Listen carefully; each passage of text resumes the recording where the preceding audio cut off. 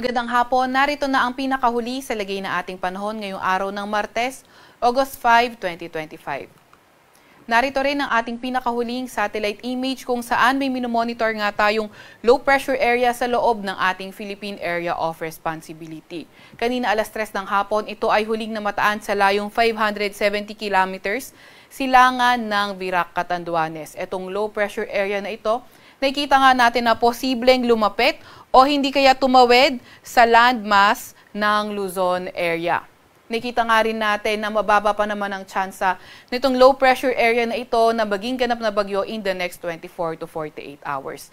Gayunpaman, kailangan pa rin mag-ingat kasi maging bagyo man o hindi itong low pressure area na ito, sa mga susunod na araw ay posible pa rin ito magdala ng mga paulan sa iba't ibang bahagi ng ating bansa, kaya patuloy pa rin maki-update sa mga ilalabas na advisory ng Pag-asa.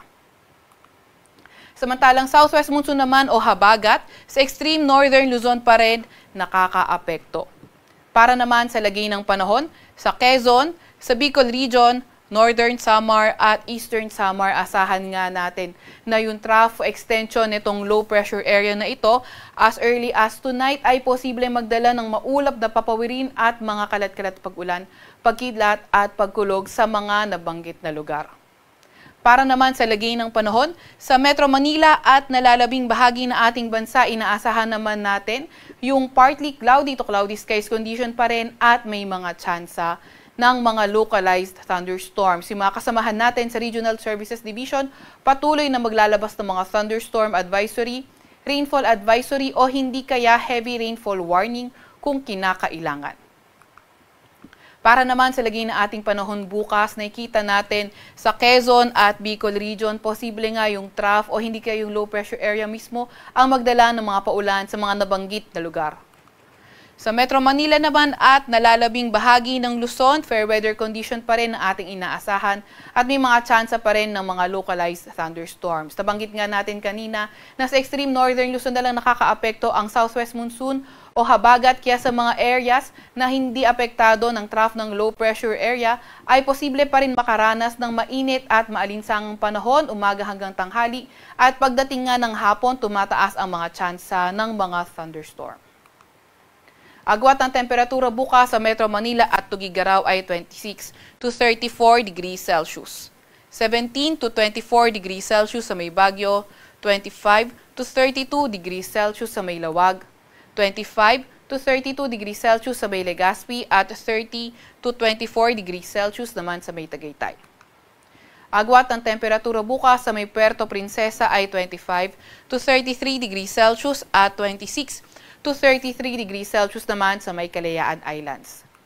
Para naman sa lagay ng panahon bukas sa Visayas at Mindanao, nakikita natin Eastern Visayas, posible nang maging maulan dulot ng trough o hindi kaya ng low pressure area mismo. Sa nalalabing bahagi ng Visayas at sa Mindanao area, asahan pa nga rin natin ang bahagyang maulap hanggang sa maulap na papawirin na may mga tsansa pa rin ng mga localized thunderstorms. Agwat ang temperatura bukas sa Cebu ay 27 to 33 degrees Celsius. 26 to 33 degrees Celsius sa Iloilo, 27 to 31 degrees Celsius sa may Tacloban, sa Davao at Zamboanga ay 25 to 33 degrees Celsius at 24 to 33 degrees Celsius naman sa may Cagayan de Oro. Para naman sa lagay ng ating karagatan, wala pa rin tayong nakataas na gale warning sa kahit na anong dagat baybayin ng ating bansa. Para sa 3-day weather outlook ng mga pangunahing syudad natin, nakita natin sa Legazpi hanggang Biyernes, posibleng maging maulan pa rin dulot nga ng low pressure area na ating minomonitor o yung kanyang trough o hindi kaya yung extension. Pero pagdating ng Sabado o pagdating ng weekend, posible na nga gumanda o mag-improve yung panahon sa lugar na yan. Para naman sa Metro Manila at sa may Baguio City, Thursday to Saturday, asahan nga natin partly cloudy to cloudy skies pa rin at may mga tsansa ng mga localized thunderstorms. Agwat at temperatura sa Metro Manila, Thursday to Saturday ay 25 to 33 degrees Celsius.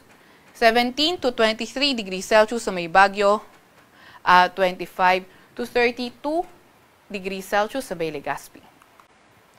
Para naman sa mga pangunahing syudad sa Kabisayaan, sa may Tacloban, Thursday until Friday pa nga rin, inaasahan natin na magiging maulan pa rin. Kaya patuloy tayong mag-antabay sa mga advisory na ilalabas ng ating mga Regional Services Division kaugnay sa lagay ng panahon sa lugar nila.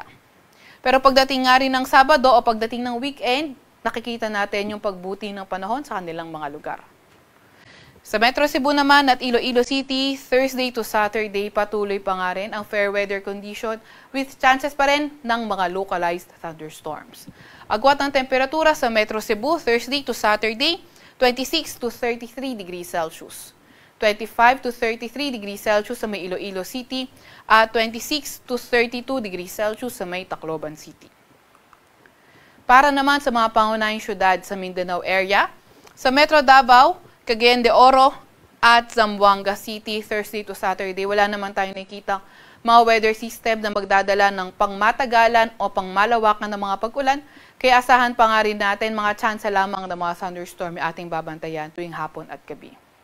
Agwat ng temperatura sa Metro Davao ay 24 to 33 degrees Celsius or Thursday to Saturday. 24 to 33 degrees Celsius sa may Cagayan de Oro at 25 to 33 degrees Celsius naman sa Bay Zamboanga City. Sa Kalakang Maynila, ang araw ay lulubog ng 6:23 ng gabi at sisikat bukas ng 5:41 ng umaga.